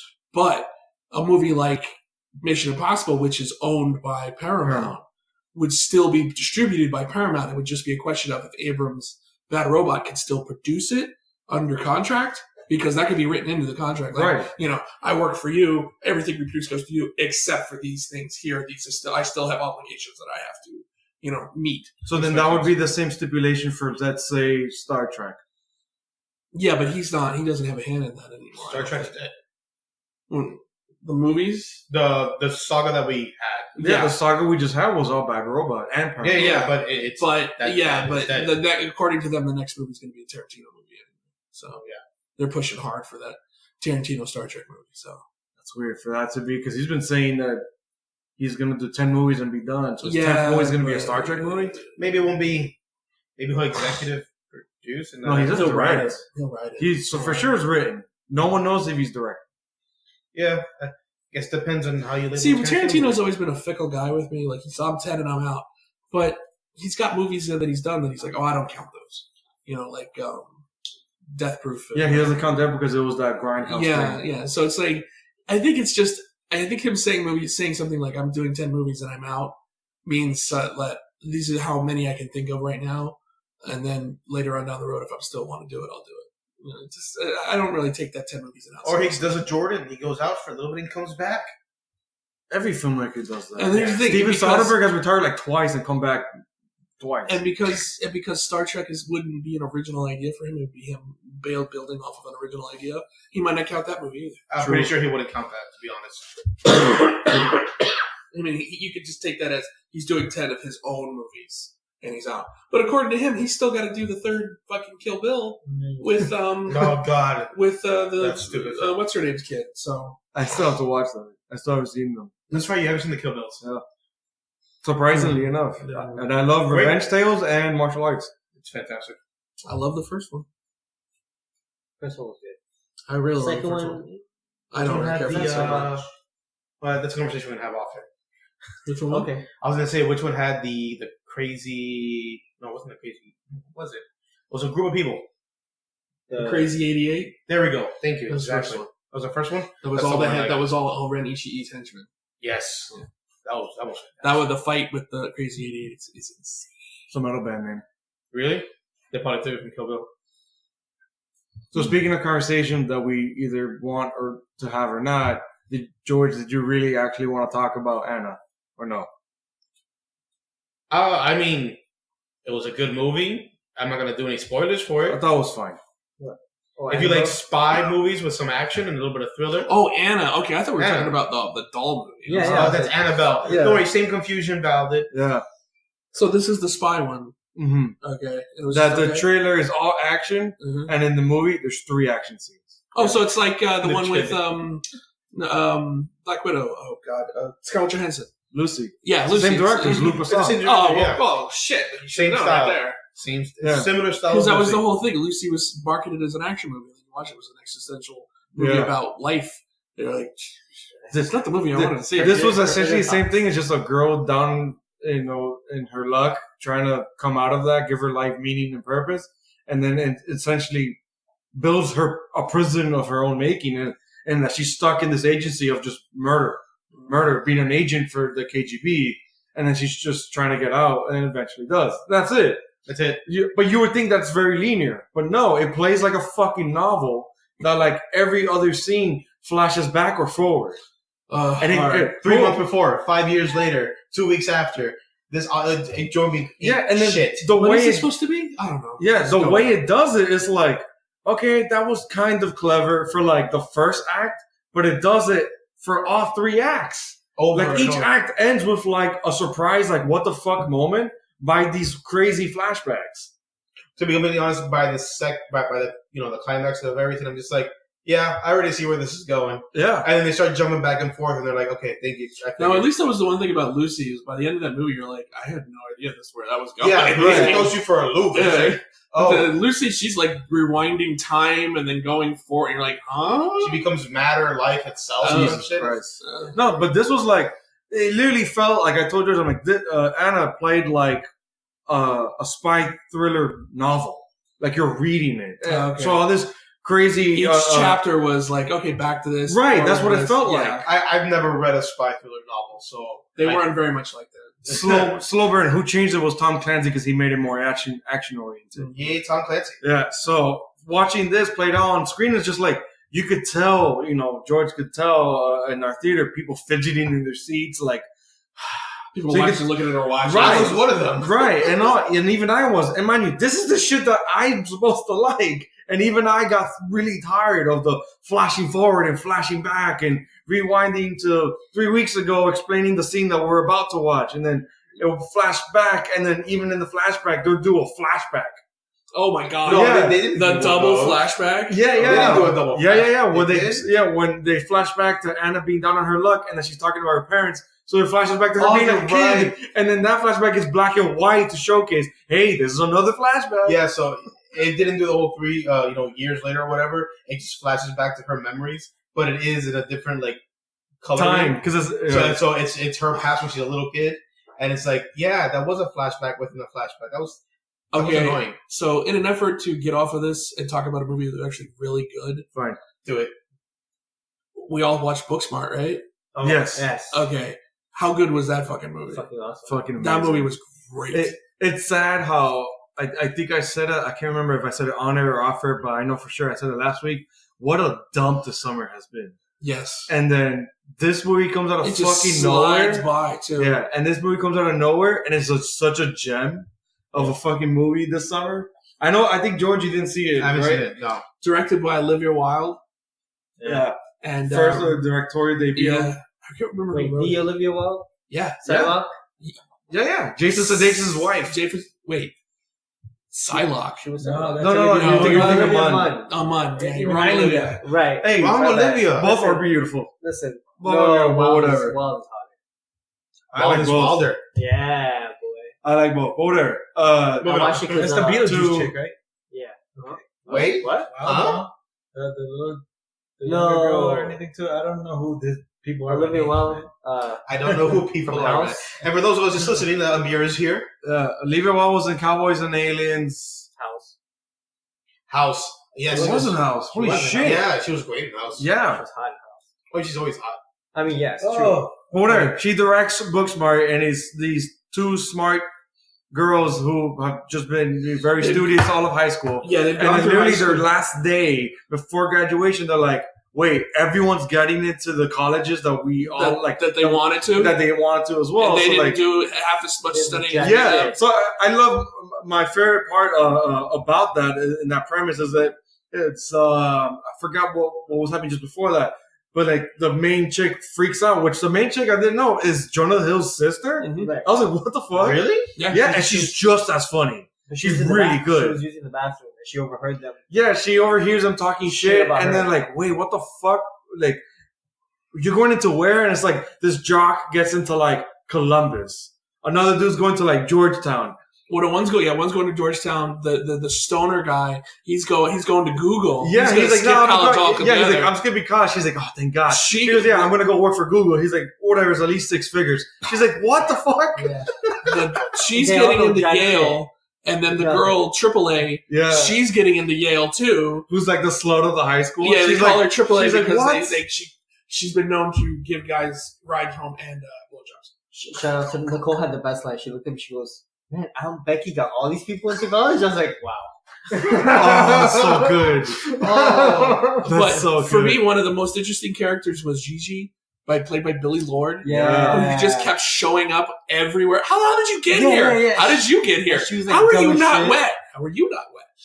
Yeah, because she jumped off the boat. She jumped off the boat. So George, it does play in those like typical high school comedies of like coming of age where they have a goal, like a party or a destination. They're trying to get to a party, but they don't know where it's at. Right. Yeah. So the movie is about the journey. And even though like an American Pie, like all these other things and all these other high school movies, the movie is the party. Right. But this is them trying to get to the party. Yeah. Right. And then the third act is they got to the party and then more mayhem ensues. So to me, it's so good how like it does that in these acts. The music is awesome. Yeah, the music is fucking good. It's such a the cool. Music's really good. It's such a cool soundtrack. And you have you have basically every every stereotype from high school represented. Right. Because you have the kid who's trying too hard and to buy his friendship, to buy the friendship of everybody. Yes. Because he ends up picking him up at one point. He's like, "We need to take us to this party. So I'm going to take you to the dopest party there is." He takes you to his party that's on a yacht that nobody's at, and it's catered, has a DJ. And when they get there, there's this, you had gift bags made? And he's like, "Yeah, there's iPads in here." Yeah. Fuck, I go to that party. He loaded the iPad with like memories of like them together in high school. Yeah. But he has like zero friends because nobody likes him. Yeah. But and people call him the 1%. Yeah. It's so funny. And the girl that hangs out with him the most is the character Gigi, yeah. who's like she's like a stoner weirdo kid person. But she just keeps popping up everywhere the girls go. Wow. She's there. Jesus. To me, an oddball standout was the gay drama kid. Because every scene he's in, he kills me, man. Yeah. He you could tell he's overacting the overacting of the character because he's just a drama queen, literally. So like he has his own party, they get to the wrong party, and his party is a murder mystery party. Yeah. So everyone has like an act, like a character to play. Oh, it's so good. And he's like, "Why are you here? Whatever, you could stay. You could be some of the characters that didn't show up." Right. He just hands them scripts. Learn your parts. Yeah, read it. And at one point, they walk through a door, and the drama queen's parents are in there. "Oh, is the party over?" And the guy's like, "Shut up! I have asked till 11." Yeah. Bro, it's great, bro. It was really funny. It's a good movie. Great.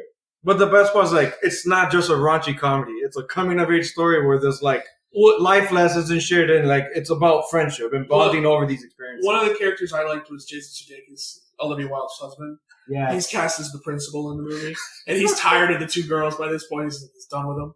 But they call a lift to point the movie, and he's the Lyft driver, and he's got the Lyft decked out, with like all these like it's all decorated and everything like that, and they're trying to charge their phone at one point. He's like, "Do you have a phone charger?" He's like, "No, I've got all of them," and he's got like a handful of wires. So and he's trying to explain to them why he's an Uber driver. Yeah, it's the summer. But the crux of the scene is that Caitlin Deaver's character is gay. She's come out, but she's never had sex with anybody, so she doesn't know how. So the other character tries to convince her, he's like, "Well, you can watch porn to learn what to do." She's like, "I don't want to do that." It's like, No. Let's just watch. Yes. So she starts watching it in the back, and of course, Caitlin Deaver's character is just like immediately mesmerized, like, "You turn it up a little bit. I can't." So she's in it, and they had plugged in their phones, and Sudeikis' character realizes, "Oh, if you want to listen to your music, we can just turn it on right here." And it's just the moaning over. Yeah. No, and you hear the. Yeah.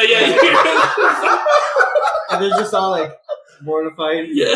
Oh, this is great. I really want to see this. It's a fucking great movie. It sucks that like we said those are really funny moments, but there's so many other ones. To be honest, I'll watch it and probably still find it funny. We can talk about it, but we can't really do it justice. Exactly. Because again, like I'm really surprised. Those kids were great, man. Yes. Those kids that even played like the skater chick crush, and then the jock guy, like all these kids, all these unknowns were really fucking good. Will Forte is Caitlin Deaver's father, and boy, does he make a choice in that movie. Yeah. An acting choice. Fun. Yeah, they try to be the acceptable parents of a gay daughter. Oh, it's so good. This is in theaters right now? No, not anymore. It's on the Plex. It got drowned out by all these summer blockbusters, man. So there's no way that it was at the theater for a week because I wanted to go see it. It was gone. Yeah. That sucks. It still made money. You can't even blame Toy Story. Yeah, it made money, but it was a small movie anyways. Yeah. So definitely they'll probably make a part 2 and do it in college this time. No. Hey, they make a part 2 of this movie, it just ruins it. Yeah, that's how we got 22 Jump Street. No. But the movie 21 Jump Street was never a classic, so I loved it. Oh no, it's a funny movie. Don't get me wrong, but it ain't a movie. It's not going to stand the test of time. That's one of those that is just a raunchy comedy. Yeah, like I would say, 40-Year-Old Virgin would stand the test of time more than 21 Jump Street, which is 40-Year-Old Virgin. Yeah, I would agree. So I mean, that movie is in and of itself just just a movie unto itself. There's really nothing else like that. Whereas 21 Jump Street's a remake of a TV show. Yeah, you're right. Did any of you watch Toy Story? Not yet. I gotta watch it. I've been trying to watch it tomorrow. I cried. A lot of people are saying that. Nicole cried. But Joe, you don't like anything. It's barely like that. I'm a Disney Shield. Bro. He's a Shield. I'm paid. Shield, not Shield. Yeah, I'm a Shield. So you went to a trivia bar crawl. Yes, you had Kevin. Kevin to the board. Yes. I went to a MCU bar crawl that I invited all of you. None of you went. I was in a town. I got trashed. I was trashed beforehand. But because of answering trash? Questions. Huh? You won trash? The second round. Impressive. But if anything, the second round got me more trash. Nice. Yeah, because the winnings were more free drinks.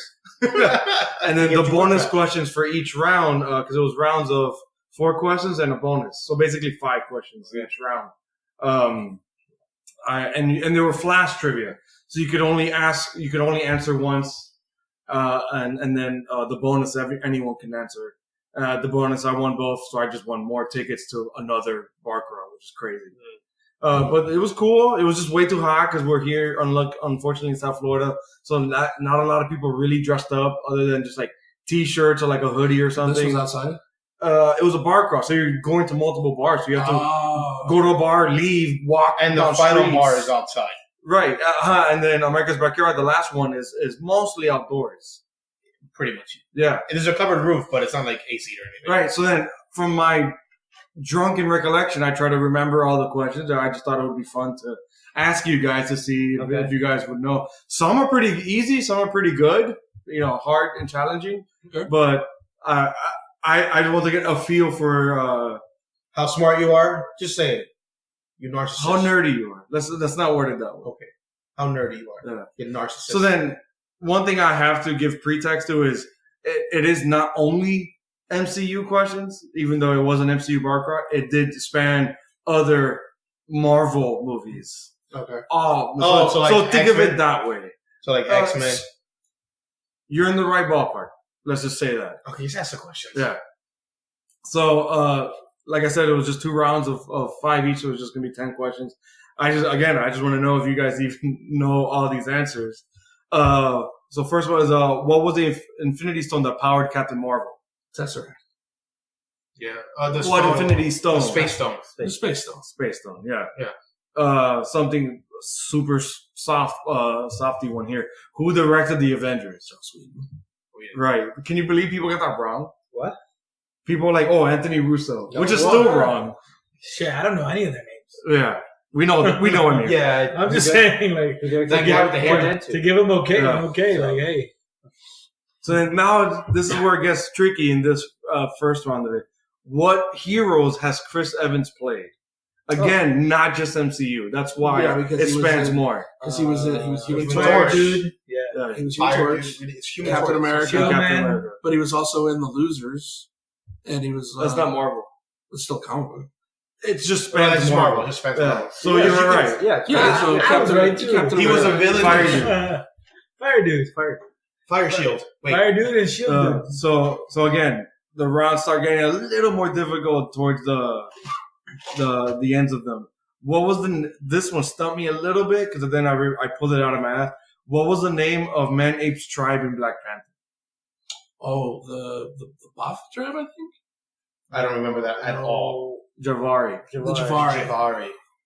That's what they always said was we failed that in the that's no chance. We failed that in the trivia thing we did here too.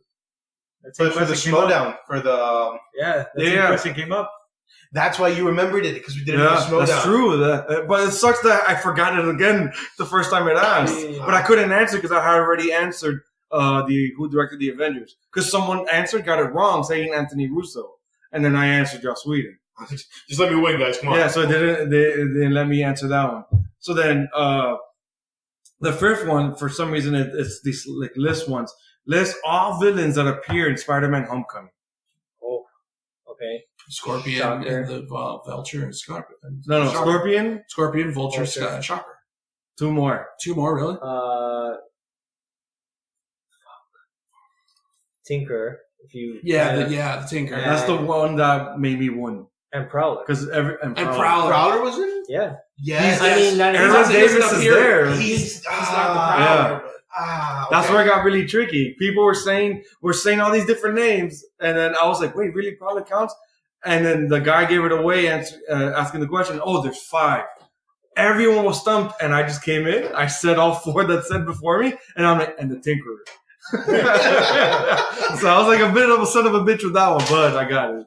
The dude knew you by face at that point. Yeah. Yeah. No, by the second round, which I'll get into now, he was already already looking at me like, okay, no one else gets it. Are you going to answer? Come on. The smart kid in class is like, come on, no one else raising their hand. So this next one, what Infinity Stone brings Vision to life in Avengers Age of Ultron? The mindset. Right. Dude, that's so easy. Who directed? This is the funny one because again it felt like a pattern. Who directed Avengers: Infinity War? Russo. Anthony and Joe Russo. Oh, they wanted you had to say both. Oh, you couldn't say Russo brothers? Yeah. Even though they're credited as the Russo brothers. Right. Okay. Again, just like the Chris Evans one. Who has portrayed Nick Fury? Oh, David Hasselhoff and just Samuel L. Jackson. Yeah. They really wanted no one thought the Hoff. Yeah. That's hilarious. I know. I understand that. He hasn't played that. He hasn't played that character. He only played the one. Surprisingly, after the Avengers movie came out and they cast him as Hoff or as Nick Fury, he wanted to come back. He was upset that they didn't ask him to come back. Of course, it's Hoff. That makes perfect sense. To me, because I think about, I'm like, why would that have counted? That's why I didn't understand. They wanted to stump people and be like, "No, we're smart." Who possesses the Time Stone in Avengers: Infinity Oh, War? Doctor Strange. Yeah, because it's in the Eye of Agamotto, Right. or it is the Eye of Agamotto. It is in this iteration. And then again, another listing of you have to list all the Black Order in Avengers: Infinity War, which is only 4. Like the Obsidian, Black Order, Ebony Maw, Proxima Midnight, and Well,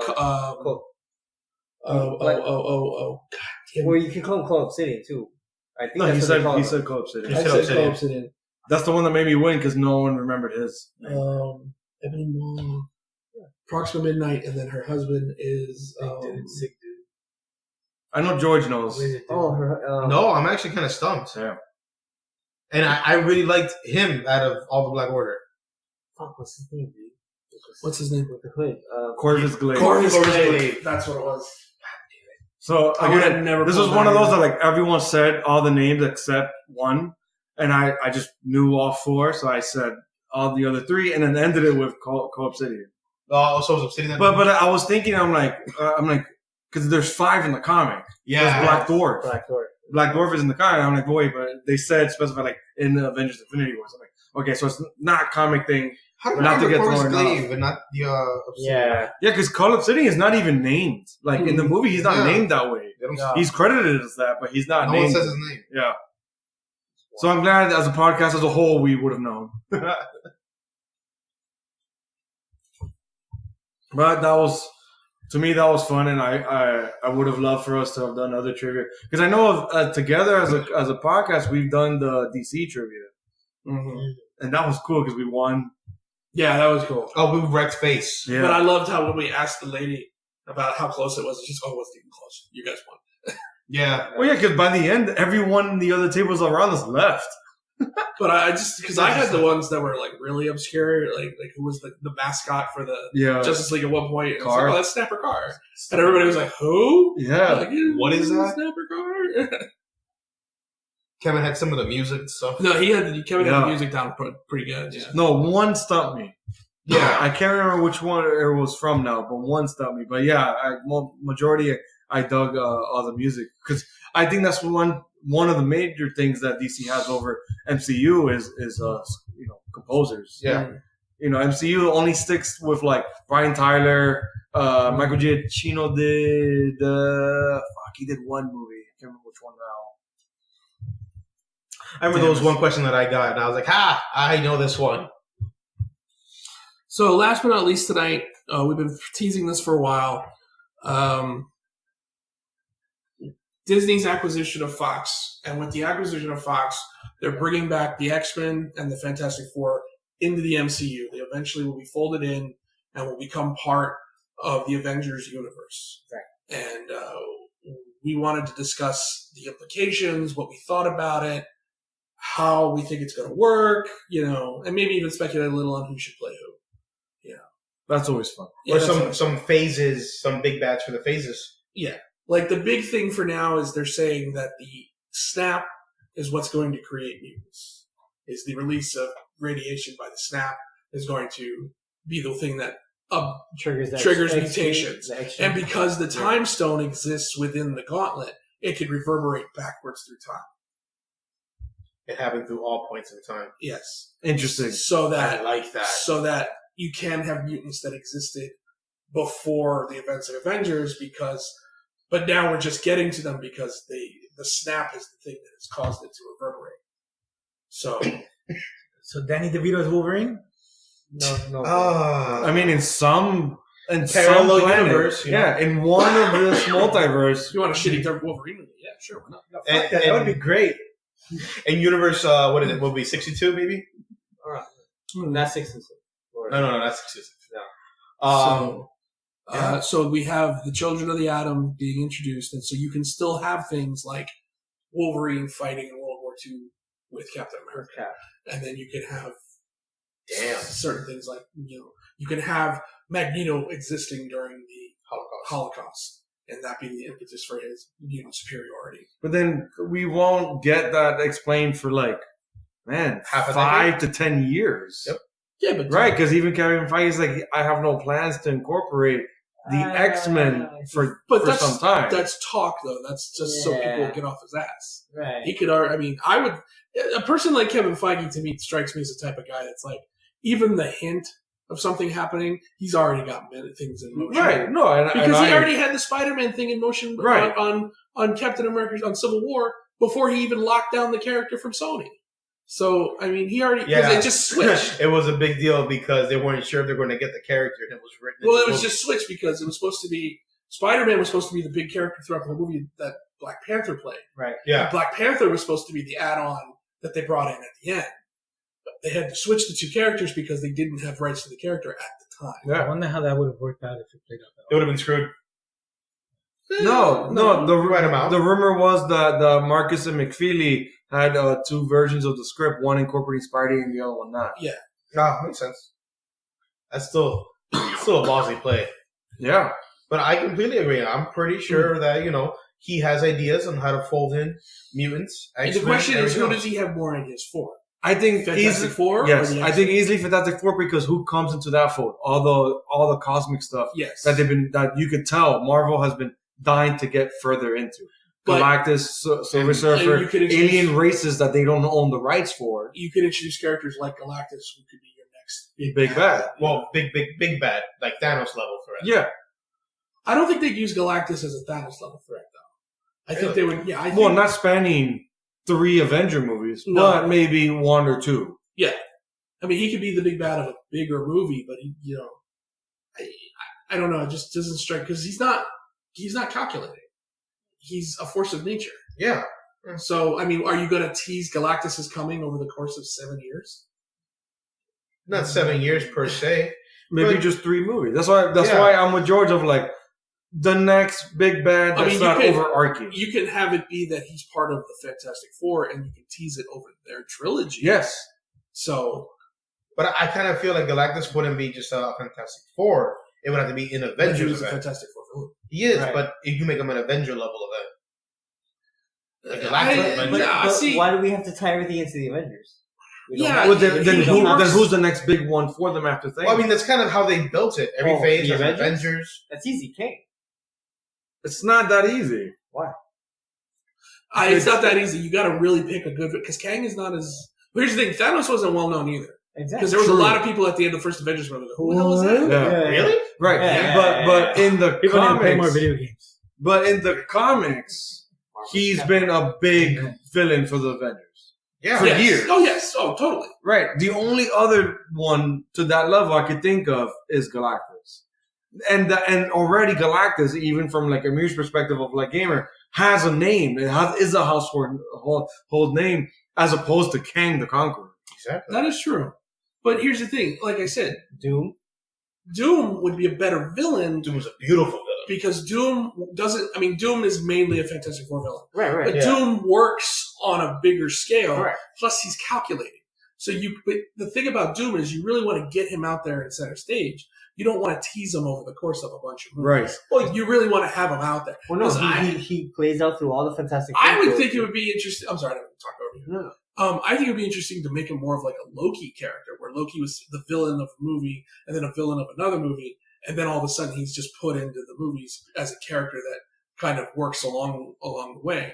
Because he's such an interesting character that to just do him as a one-off villain won't do the character justice. No. You really need to keep him around and use him. Like he's your ongoing bad. Like Loki, right. Yeah, Loki was the ongoing bad. He's like a bad and then a foil for like the rest of the franchise, of the universe. Or he's a foil and then a bad. No, I think it works better if you... I just don't want to see a character like Doom be a villain, like go the way of Red Skull. Red Skull, who's a very iconic villain for Captain America, is in one movie and he's gone. Right. And then it was kind of an afterthought to throw him into this Infinity War to kind of tie up a storyline. For FF, I want Doom to be throughout. If they're going to do a trilogy, Doom has to be in all three movies. But I don't think he cannot be tossed off as a one-off. Like, I mean, even to unknowing fans of that too, because I'm not a comic fan or anything either. But I know how big Doom is. Period. So right. I would be annoyed that it's just a one-off, and then we get some people that I don't fucking know. I mean, I would almost say that you could have Doom be the villain of the first movie, being very Doomish, but then he's the one that starts trying to get Galactus to come here, or like progressive trilogy to steal the power. I like that. I like that, but in the sense of what is always his gripe with Reed is always at him with his miscalculations. So I would like if something that Doom is doing against the Fantastic Four and a miscalculation draws Galactus to the planet. Well, yeah, you could have that be the plot of the first movie. Yeah. Whatever he's doing in the first movie, he's miscalculated and it's sent a signal out. Right. Which draws, I mean, you run the risk of repeating what happened in the first couple of Fantastic Four, which draws the attention of Silver Surfer. Right. And Silver Surfer is the first one to show up. He's the Herald. And you could even make it that you bring the other Heralds into it too, maybe? Yeah, something different. Because even though he only has one Herald at a time, but maybe you could change the story and make it that he has multiple Heralds that go out in other directions. And then you could introduce characters like the Nova Corps and stuff like that. So, I mean, you could definitely, because I want to see characters like Silver Surfer and Doom done right. I don't think Doom 100%. Has ever been done right. No. And I think they got close with Silver Surfer, but ultimately failed in the end. And the worst part with Doom is they had a good actor like Toby Kebbell in the last one. Such a good actor and just wasted. That second half of that movie. And the worst part, like I think we said it on the podcast, I would have loved Michael Fassbender as Victor Von Doom. Still possible. And it's still possible. It's possible. It's very still possible. Yeah. He's not getting any younger. That's fine. You get me? Yeah, but and then to lock him down at that age, for like a multi-picture contract. Doom's always in his helmet. You never see. Yeah, but look at the MCU. All these heroes are always taking their mask off, helmets off. Show the money maker. You get me? Like, no, but that's Secret Identity has never been a part of the MCU. But that's not a secret. Doom's not about Secret Identity. His mask is not a secret identity. He's disfigured. He never takes it off. Right. So you can have him just voice the character. You could group the fucker. Groot. That's true. Yeah. I'm down for that. You could have said Rocket Raccoon. Why you gotta say Groot? because Vin Diesel is a well-known name and he voices the character of Groot. In all different languages, too. Yes. Yeah, that's crazy. Yeah, he does it with different accents. Shout out to Vin Diesel. Even though, here's the thing. Bradley Cooper does an amazing job with Rocket. I love it. But you almost get lost in the fact that he's Rocket. He's his own character. Yeah. Groot, as soon as he said, in the original movie, as soon as he says, "I'm Groot," you just go, "Oh, it's Vin Diesel." Yeah. Right. So something that I think a lot of the online community has brought up, and I don't think we've talked about yet, because we get it now. X-Men won't be brought into the fold for some years that we know of. Mm-hmm. And then Fantastic Four maybe in the nearest future. But then something that's a recent success like Deadpool. What of Deadpool? Well, they're already saying that Deadpool they're going in a different direction with the character. Jesus Christ! So that who said that though? No. It's one of the articles I read. It's not Ryan Reynolds saying it. I don't trust. Iger said we're going to make rated R Deadpool. Oh no! Not that it's not going to be rated R. It's just that how the last movie ended with Cable and everything. The last one was horrible. They're going to do something new and different. They're going to keep Ryan Reynolds. They're going to keep Deadpool. Okay. They're just going to They're going to start over with the character. Which is good, because that's what people want. Do a hard left turn. But here's the thing: does the character like Deadpool eventually end up in their X-Men movie? No, because I think he does. Yeah, I'm not for it. I'm just saying I think that's what's going to happen. Put him in an Avengers movie. He's not an X-Men. He's not an Avenger. He's an X-character. Right, but he's an X-Men character. He was introduced in an X-Men book. I understand that, but he's not like a traditional member. But I just posed now that he was on X-Force. What are you talking about? I know that, but I've said traditional member. He's in and out. No, I don't want the cartoon. I want the comic. X-Men. He wants the same 4 characters. He's in and he's out. He's not really.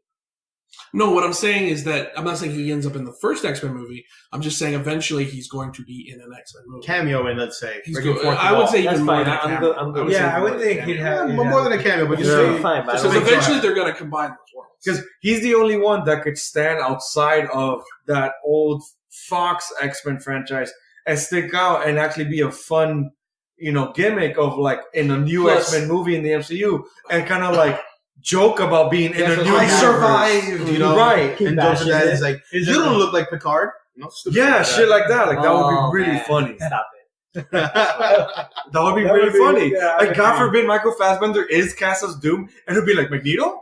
No, that would be funny. That would be hilarious. Where he goes up to whoever the Wolverine is. He's like, "You're not my Wolverine." Yeah. Okay, so you brought up Wolverine. That's an interesting thought. We got to cast a brand new Wolverine, or because there's some people saying that they want Hugh Jackman to come back and continue. No, he's old as fuck now. Yeah. I want a new Wolverine. Why are you yelling at me? I'm just saying. I'm sorry. Yelling. Wasn't the feelings. No, yeah, I want a new. Okay, so there's been a lot of names floated about by fans saying this, this person. Jason Momoa being one. No. I heard that. I'm not a fan. No. Too tall. Daniel Radcliffe being one. That's weird. What a weird pick. Bro, I would like to see a jacked up Harry Potter. That would be fucking dope. That'd be weird. The memes would be priceless. And continuing on with the Keanu-sans. Keanu Reeves. He's kind of he's too chill. Yeah, he's too chill. You can't believe him brooding and you don't see a berserker out of him. Yeah. No. To me, the one that's perfect is Tom Hardy. Short, stocky, grunts already, and that's just Tom Hardy in the street, not even acting. He's Venom. Right, that's what sucks. And Venom being mixed in supposedly not necessarily because Josh Brolin was Thanos and he was also Cable, so you can do 2 movies. Right, but not the same universe. Right, not the same universe.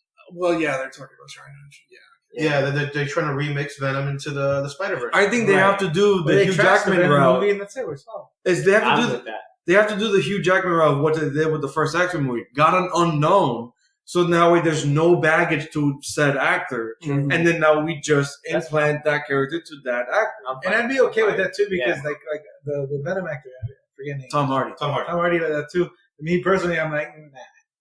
I don't feel it, but I'm not. It's just he looks the part. He's short, stocky, hairy, and grunts. That's Wolverine to the team. But nah, it doesn't fit, man.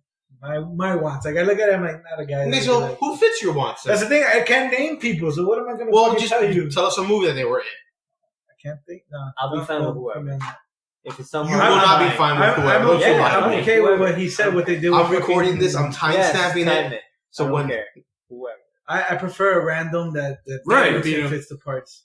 Danny DeVito's casting. That's a what, but you're trying to tie that into my DC hate. Is my DC hate ever cast or directors? No.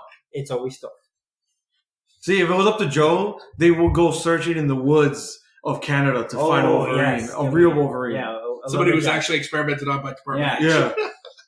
That's what Joe actually has had physical adamantium implanted in their body. That's what Joe You're wants. perfect. We need you for the movie. I never complained about casting not once. So. He wants a legit Holocaust survivor as Magneto. No, Jesus Christ, a 90-year-old Magneto. Yeah. So you want the comic version of the X-Men? Is that what you're saying? No. Why? You said that. I don't think we're getting that. You said you want the comic. I said you want the lore. Yeah, the comic, the lore. Yeah. Okay, so if they were to change out a character from the original team, well, there is no. Well, yeah, Iceman, Cyclops. If we were talking about earlier. Don't start that. Like we were talking about earlier with the character Angel, how nobody knows what to do with that character. Right. If you were to get Beast, Cyclops, Marvel Girl, Iceman, and then you change out the Angel character for somebody else, and then you do a movie starting there, I mean, are you going to be happy with that?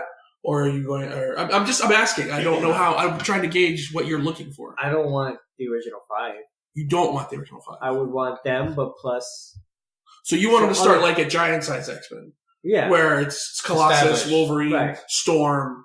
And I don't need standalone movies like people are saying. We need one movie. I don't need a Cyclops. Well, X-Men is a group. Movie. X-Men is a group movie. Exactly. Yeah. But there's people like, because Guardians didn't need single movies either. No. But there's people saying, we need a Wolverine movie. We need a Cyclops. No, we don't. No, those were all just cash grabs. A Cyclops movie? No, they were going to do it. And then we built 10 years because there's like 20 members of the X-Men. And then 20 years later, we have an X-Men movie. No, I don't need that. No, we don't need to build this like event. Imagine a standalone Jubilee. Yeah. Or a Colossus. It's just a movie with fireworks in it.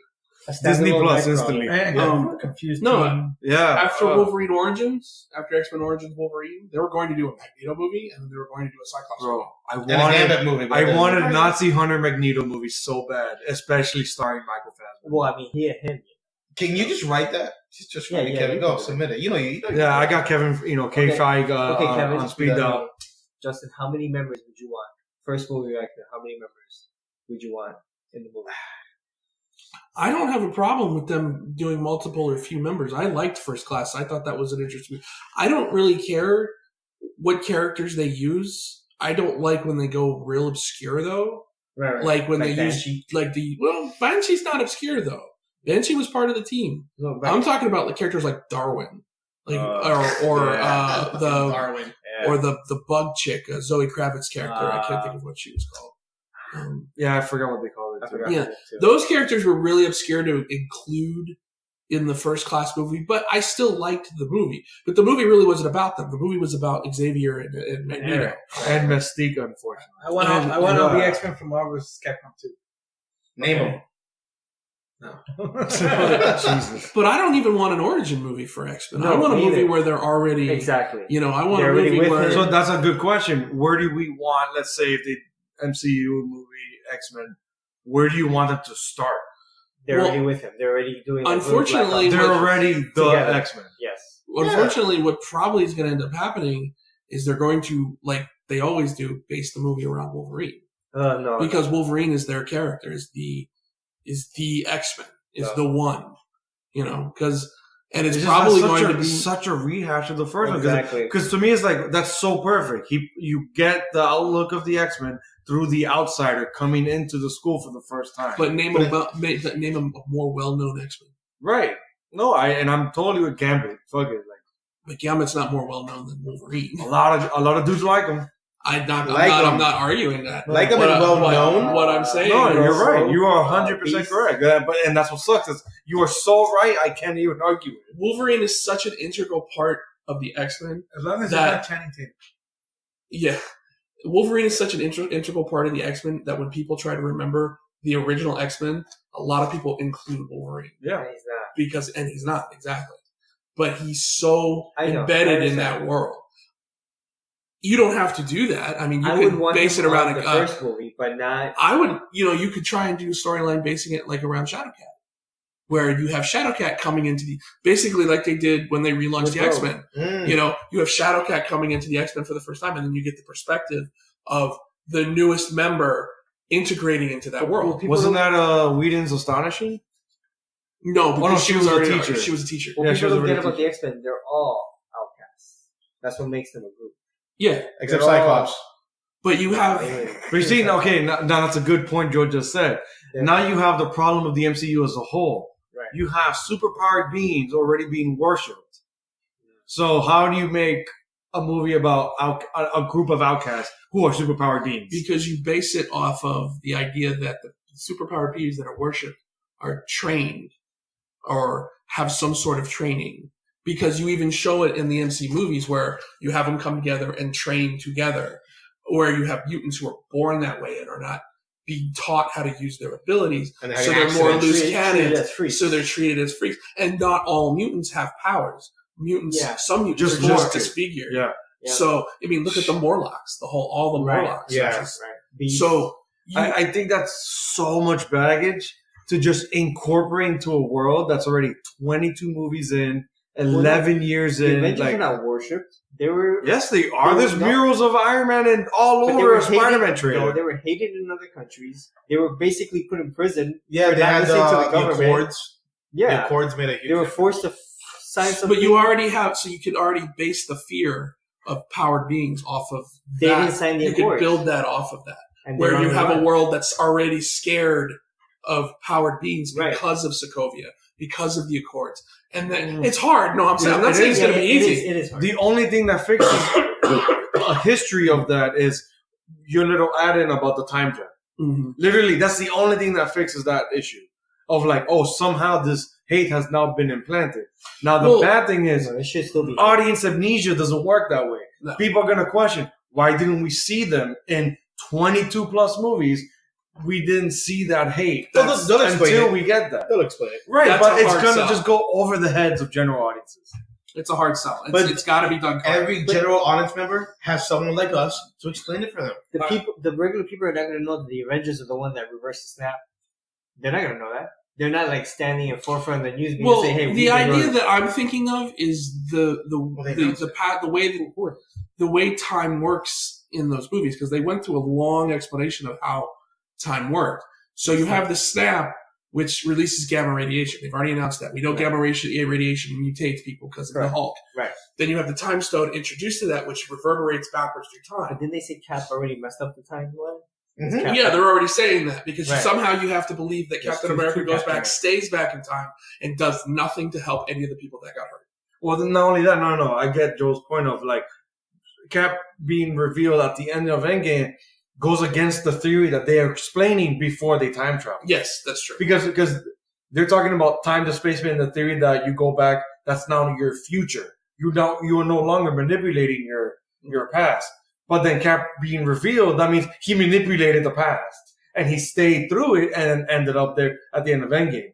So you're having essentially a conflict of their theory and actions versus Cap's consequence of ending up in Endgame. Sure. So I understand. And then worst part is interviews with the Russo brothers and the writers, Marcus and McFeely. They're both conflicting with each other, saying conflicting theories are imposed on the movie. So it's like, okay, who's right? The writers or the directors? I love it because it causes such a divide. It almost seems planned, but I'm sure that we'll get the explanation for it in the movie. Was it ever confirmed that he took the super soldier serum when he went back, or he just when he went back in time? What point did he go back in time? That's what we don't know. Before the serum or after the serum? Yeah, we don't know. He went back I think the whole thing is when you see him dancing with. So he already had the serum. At the end, yeah, he went back. So how did he come back old? He was during when he was still frozen on the ice, because it's still his future. Because the whole thing is he never went into the ice. No, it's still the same. He still went forward and came to the point to where he went back in time. It's just that when he went back in time and stayed there, him and the original Captain America exist at the same time. There was two Captain Americas at one point. Yes. Okay, so Captain America. There's three at one point. Yeah. So how's he old when he goes back? Because he aged. No, he's old now because he's continued to age over the years. Yeah, you're looking at current Cap who went back and lived the life. He lived for the last, instead of being stuck in the ice. Right. The ice, he lived an extra 70 years. But there's still one in the ice. That's what I'm saying. Yeah. So the idea is that the one thing I can't wrap my head around is you have a Cap who goes back in time and then supposedly has a life with his girlfriend, Peggy. So we'll say civilian Cap. And does nothing about any of the tragedies. He doesn't prevent the assassination of JFK. Doesn't do anything to stop any of the tragedies of the last.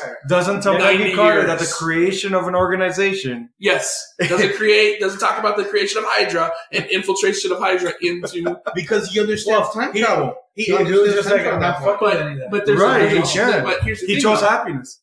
But there's a line. There's a point where you go, I'm going to do this and I'm not going to interfere. But then there are certain things in your life that make you go, oh, no, I have to do something. Right. I can't just let this sit. Because you're going to start witnessing. Cap is the type of person that would, it's been proven. Yeah, he won't sign the accords. He's like, if I see something going south, I have to say something. But it could be the change of heart. Like, the whole reason he did it was he was just like, if I'm going to live my life like this man who died. But everything you've been led to believe about Captain America up until that point, he just abandons to live with. But the whole reason of him going back there was him abandoning everything to begin with. But it's not. But I think Justin, you're skipping something. Yeah, but he's abandoning like his team, everything he's built. So at that point, he's not abandoning them. They're in a place where they don't need him anymore. Right, but they might or anything to it. He's just like, okay, you guys got this. Yeah, I'm done. He doesn't know what the next. So at that point, he's just like, I'm gonna live a life now. I've done enough. So I feel like he could have gone back in time and just been like, this is. Like, I'm not fucking with time or anything too. Let that other me do it or all this kind of shit too. Everything worked out. I think of it that he saw all these atrocities that he's now going to, like, living through. In his mind, it's like, it's already happened. I can't change it. Yeah, he understands time travel. Right. He accepts the responsibility, even though he's a prime example against it. Right. Yeah. But again, like, the whole thing is like that acceptance of, if I'm going to do this, it's probably like that acceptance. If I'm going to do this, I need to remove myself from this. Like it's kind of like if I'm going to be with Peggy, old man Cap is almost the same as like the death of Cap. That's how I would say it because he's just like I'm not Cap anymore. I'm not going to. Yeah, he's not the sacrificial lamb anymore. I'm not doing this anymore. It's hard for me to believe a character that I've grown with to be the certain type of person just abandons that. But did you think that he would be like, hey, I'm going to abandon the team that I'm here to go live that whole life to begin with, like. Yeah, that's my whole thing. That's my premise on it. It's not that I'm saying anything about his morality or anything, but I mean, would he have done that if he had some kind of sense of duty to these people who, now everything's chill, but shit's gonna happen. The day has been won, so he feels he deserves peace. Part of that is like an entitled retirement. That's what I'm saying. Like that's how he took it. Like, hey, look, this. But I don't. There's a decision in the moment, and then there's a decision made over time, and over time, I don't see him still clinging to that whole. I'm not going to do anything, especially when it comes to things like, Hydra infiltrating S.H.I.E.L.D., not being... even the first invasion. But he knows it works out. He knows it all works out, so it's just like... But still, people die. People always die. That's what you have to come to terms with. But he's not the type of person that just goes, fucking people die. But you don't know that. There's a fucking 5-year time jump. We don't know the lessons he's learned. You get me? In Endgame, he's like, peppy and like telling Black Widow to look on the fucking bright side because there's whales in the Hudson. You get me? Like, he has a completely new outlook on life that we skip. We don't get to see that progression that he gains. It's a tough stuff. It is. It is one of those that, like, we just have to accept the happy ending that he gets. It's a paradox. Paradox. He physically is a paradox. Well, besides being a paradox, you still have to also contend with the emotions that Justin, puts towards the character. Your personal feelings on how the character should act doesn't mean that that's how the character is going to act. The man lived being frozen. That's enough of a fucking, like, hey, do what I want. It's just funny how, like, we always do this of, like, ending talk of Endgame when we started about the Fox merger and X-Men. Well, it's the go-to. Because Endgame is actually going to be re-released on Friday. Go watch it in theaters so we can go ahead and beat Avatar. I know, another Disney movie. It's going to be Avatar. It's a Disney movie now. It doesn't matter. It's still their time. It's like, hey, we beat ourselves. Wasn't but technically, that money that Avatar made didn't go to Disney. Yeah, I get it. Yeah, but either way, like Disney gets to beat off. It's like, hey, we got a lot of top movies. now. Hell, they still are. Yeah, even without Avatar, they still have a lot of other movies. The top highest grossing box offices are Disney movies. Yeah. Except for two. Except for two movies. Right, it's only 2. Everything's either a Lucas, a Marvel, a Pixar. Right, Disney. that's right. It's Avatar and Force Awakens. Yeah. Everything else is a Marvel or Pixar or Disney animation. Yep. It's ridiculous. But something we never talked about, I actually did want to bring up, is the alien races now that Marvel could play with. Besides Skrulls, even though we already got them in over the Marvel. Now we can finally get like Shi'ar Empire. Yes, that's exactly what it is. Already each one. You can have the Imperial Guard be introduced. Imperial Guard with fucking Gladiator, the Mohawk. Oh yeah, Mohawk Gladiator. Okay, see now we were talking a couple episodes earlier about characters for The Rock to play in the MCU. Get the fuck out of Get here. him to play fucking Gladiator. yeah. Fucking The Rock with a huge ass mohawk. Come on. With just zingers. Yeah. And just a Superman type character too. That all his powers are based off of his confidence. Who's fucking more confident than The Rock, dude? That's true. How does You tell him that, hey, your superpowers are based off your confidence. I got this, guys. That's cool. I like it. Just act like The Rock.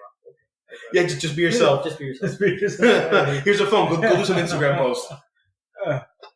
But like knowing The Rock is like like they're gonna go in for like the makeup. He goes, wait, what is that? I'm not gonna be just purple. Yeah. He's like, can we use some sciencey stuff to make me regular? Right, like Hey. just CG it. Yeah. That's a lot of Hey, CG. if this character is that egotistical, I just want a you smell moment. Oh god. That would be meta. I would love that. Gladiators watch so much wrestling, he just starts taking the Rock's mannerisms. You smell, Bro. He gives the people's elbow to the Avengers. Yes, the whole group. The whole group. The whole group gets the people's elbow. Bro, that's insanity. What have you done? What have you done? Like you've opened up Pandora's box. Yep. That's what I'm here for. If only we were a bigger podcast, bro. Like our audience would like create the meme. Yeah. Our campaign, The Rock for Gladiator. Let's be And honest. then it'll get lost because people would be thinking about the Russell Crowe Gladiator, and then it just gets lost. in the Hey, shuffle.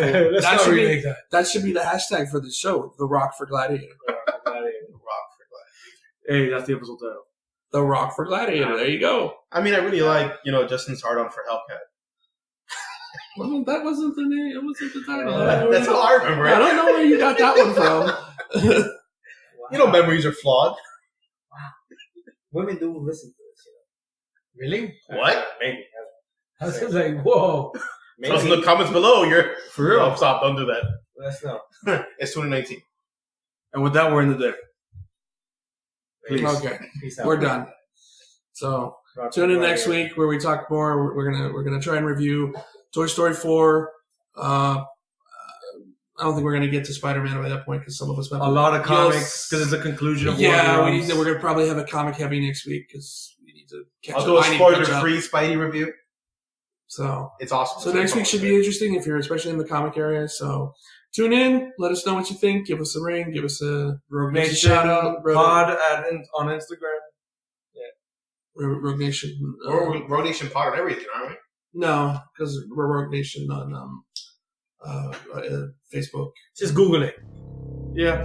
And sure, don't click the Mission Impossible link. Although it's a good movie, watch. Which one? Rogue Nation. Rogue Nation. Nation. Rogue out. Bye-bye.